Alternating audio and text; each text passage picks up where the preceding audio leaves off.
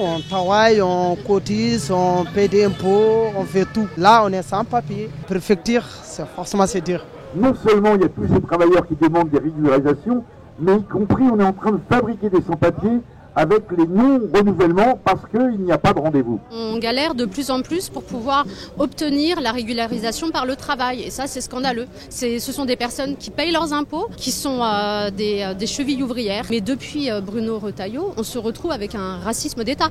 C'est-à-dire que dans les préfectures, ils sont de moins en moins complexés par le fait de bloquer les dossiers des travailleurs et des travailleuses sans papier.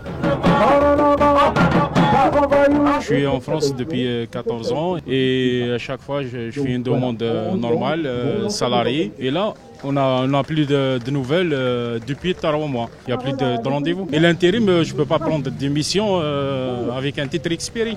Donc là, je suis actuellement un peu derrière sans papier, quoi. Ce matin, ils m'ont dit qu'il y avait 4500 en retard.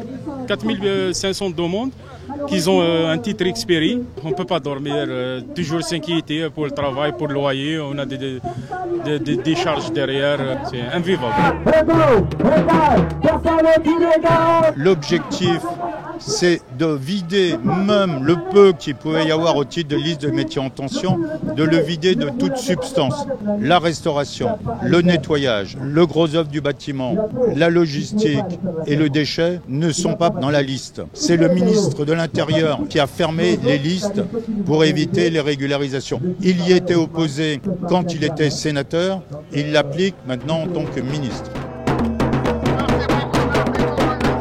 On avoisine 1 an pour avoir un rendez-vous dans le cadre d'une première demande. Ensuite, 6 mois d'instruction, plus le temps pour lui délivrer le titre de séjour.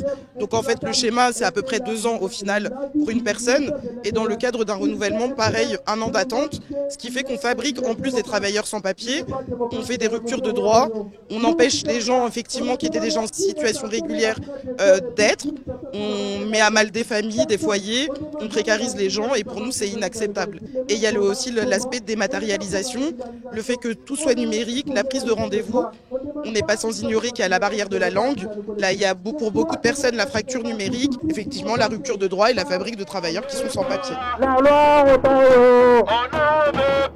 Il y a d'un côté tous ces débats réactionnaires, racistes, qui occupent l'espace public. Ce n'est pas des délinquants. Pourquoi les visser comme ça et faire d'eux des démons, des personnes dont on doit se méfier? On n'est pas d'accord avec ça. C'est très dangereux. C'est très dangereux. On lâche rien du tout. On lâche rien. Merci à tous.